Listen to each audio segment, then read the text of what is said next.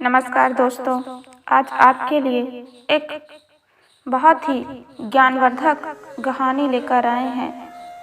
इस कहानी को सुनकर आप लोग को मन में कोई सवाल नहीं रहेंगे, इसलिए इस कहानी को आप लोग लास्ट तक सुनिएगा। कहानी को पूरा सुनिएगा क्योंकि आधा अधूरा ज्ञान अच्छा नहीं होता है। मृत्यु के बाद क्या पुनर्जन्म मिलता है, इसके बारे में आपको हम 10 रहस्य बताएंगे। आखिर पुनर्जन्म क्यों होता है, क्या होता है, से होता है, तो जानते हैं। जो जन्मा है वह मरेगा ही, चाहे वह मनुष्य हो, देव हो, पशु हो या पक्षी हो।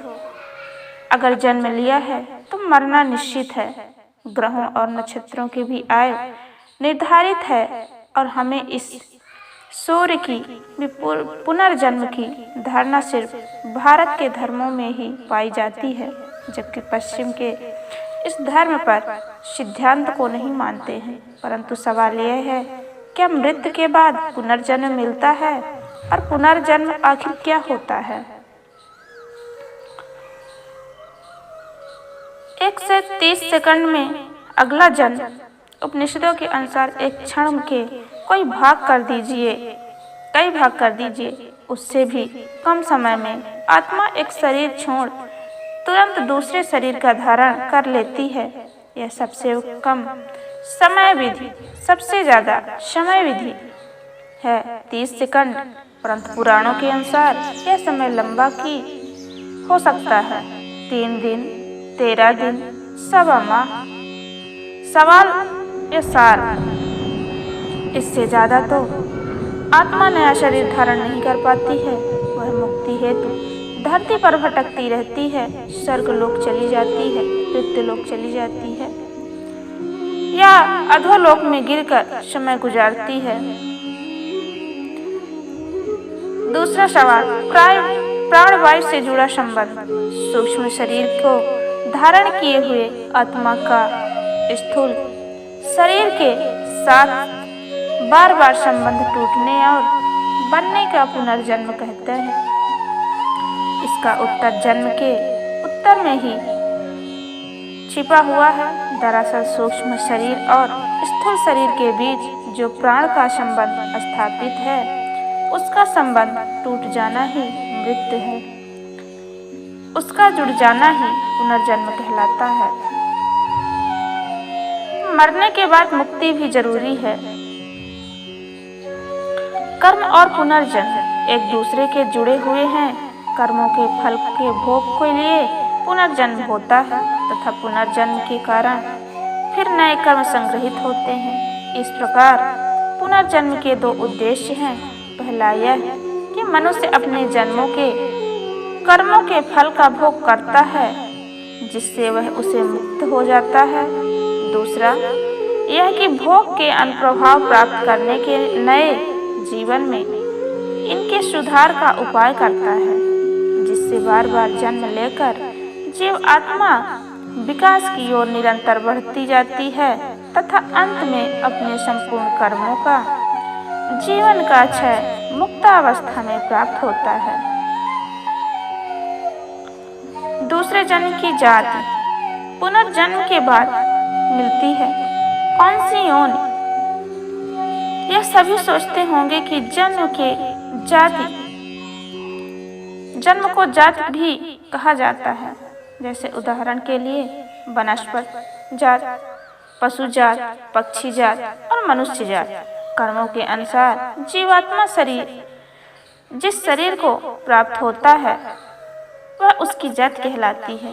यदि अच्छे कर्म किए हैं तो कम से कम मनुष्य के नीचे की जात तो नहीं मिलेगी। अगर बुरे कर्म किए हैं तो गारंटी नहीं है। 8 कारणों से लेती है आत्मा पुनर्जन्म। पहला, भगवान की आज्ञा से भगवान किसी विशेष कार्य के लिए महात्माओं द्वारा दिव्य पुरुषों की आत्माओं का पुनः जन्म लेने की आज्ञा देता है। पुण्य समाप्त हो जाने पर संसार में किए गए पुण्य कर्म के प्रभाव से व्यक्ति की आत्मा स्वर्ग में सुख भोगती है और जब तक पुण्य कर्म का प्रभाव रहता है वह आत्मा दैवी सुख प्राप्त करती है। जब पुण्य कर्मों का प्रभाव खत्म हो जाता है तो वह पुनर्जन्म ले लेती है। पुण्य का फल भोगने के लिए कभी कभी किसी व्यक्ति द्वारा अत्यधिक पुण्य की कर्म किए जाते हैं और उसकी मृत्यु हो जाती है। तब उन पुण्य कर्मों का फल भोगने के लिए आत्मा पुनः जन्म लेती है। पाप का फल भोगने के लिए बदला लेने के लिए आत्मा किसी से बदला लेने के लिए पुनर्जन्म लेती है। यदि किसी व्यक्ति को धोखा से, कपट या अन्य किसी प्रकार की यातना देकर मार दिया जाता है तो वह आत्मा पुनर्जन्म अवश्य लेती है। अपना बदला चुकाने के लिए अकाल मृत्यु हो जाने पर अपूर्ण साधना और पूर्ण करने के लिए आत्मा पुनर्जन्म लेती है। मरने के बाद कौन कहाँ चला जाता है? यजुर्वेद में कहा गया है, शरीर छोड़ने के पश्चात जिन्होंने तप ध्यान व ब्रह्मा लोक चले जाते हैं, अर्थात यह ब्रह्मलीन हो जाते हैं। कुछ सत्कर्म करने वाले भक्तजन स्वर्ग चले जाते हैं, स्वर्ग अथवा देव बन जाते हैं। राक्षसी कर्म करने वाले कुछ प्रेत योनि में अनंत काल तक भटकते रहते हैं। कुछ धरती पर जन्म लेते हैं। जन्म लेने वाले भी जरूरी नहीं कि वे मनुष्य में योनि में ही जन्म लें। गति कई प्रकार की होती है। प्रेत योनि में जाना ही एक दुर्गति है। जन्म का तो चक्र है। पुराणों के अनुसार व्यक्ति की आत्मा प्रारंभ अधोगति होकर पेड़ पौधों, कीट पतंगे, पशु पक्षी योनि में विचरण कर ऊपर उठ जाती है और अंत में मनुष्य वर्ग में प्रवेश करती है। मनुष्य अपने प्रयासों से देव एवं दैत्य वर्ग में स्थान प्राप्त कर सकता है। वहां से पतन होने के बाद फिर से मनुष्य वर्ग में गिर जाता